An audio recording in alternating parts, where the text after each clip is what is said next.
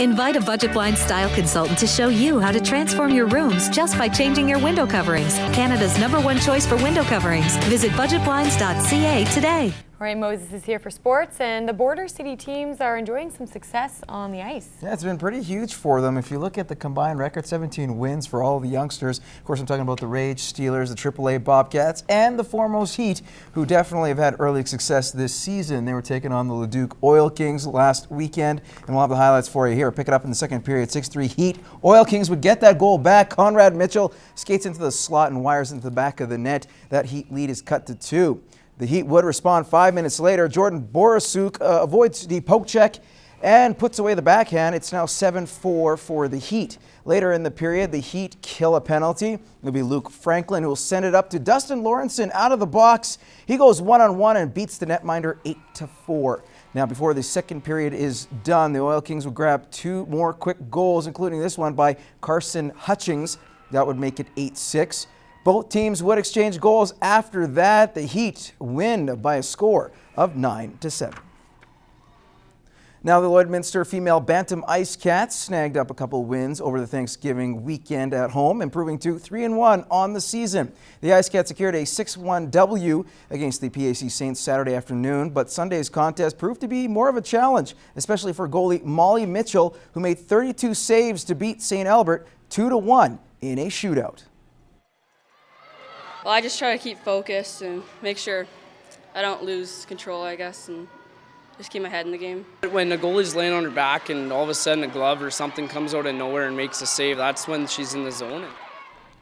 Head coach Sean Cashel credits Mitchell for being key in the win, but says it hasn't been just a one-time performance between the pipes. Our goaltending for the last 4 games has been phenomenal. They've held us in there. We're giving up a lot of shots, but mostly they're from the outside. Cashel says while getting the 4 points this weekend was good, this is only the 4th game and the girls have played as a team, and there's still definitely a lot to improve on. It's going to be a long process of working on all the little things and making sure we pick up the details, but for the most part, yeah, we're happy with it, but there's still work to be done. The Icecats will face St. Albert again when they visit them on Saturday. Now to some AJHL action for you. Bobby McMahon looking to keep his goal streak alive when the Pontiacs host the Spruce Grove Saints tonight. After a rough start, the Pontiacs have won 6 straight. The Saints have lost their first game last week, of course, to the Bobcats. But this one will be a test for the Yaks. In the previous 2 games played this season, Bonnyville lost 8-3 and 8-0. The puck drop for this contest is at 7:30. Now, 2 weeks ago, the Lloydminster Bobcats were in Camrose for the 2015 AJHL Showcase, and not only were their points on the line, but the players were also being watched by college and NHL scouts. Brett Morton caught up with a couple of the Bobcats who were looking to catch the scouts' eyes. Obviously, you want to get noticed and hopefully draw some attention.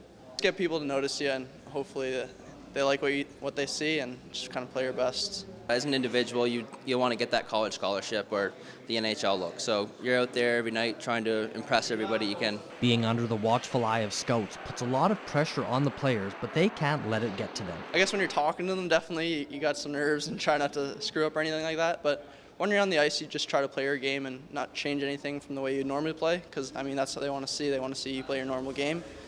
So, yeah, I guess, I mean, you notice it, but you try to kind of ignore it a little bit. With Lloydminster hosting the RBC Cup, there will be scouts watching the Bobcats all season long. Coming to Lloyd's huge, especially this year with the RBC. There's going to be eyes on us every single night of the year just because of where we're going to be in May. So, and it gives us that other opportunity that the scouts are going to be there in May too. So it just helps a lot. The most important thing for players to do is just go out and play the type of game they usually play. You just got to try to keep a level head and just play what got you here.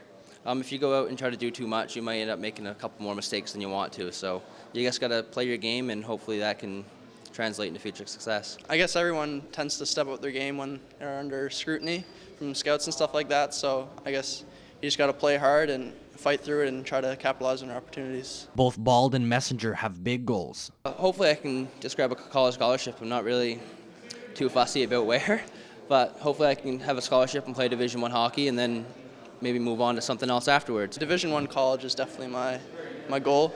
Ivy League would be awesome. Dreaming big, I guess, would be Ivy League, but yeah, Division I hockey would be my dream. Brett Morton, Newcap Sports.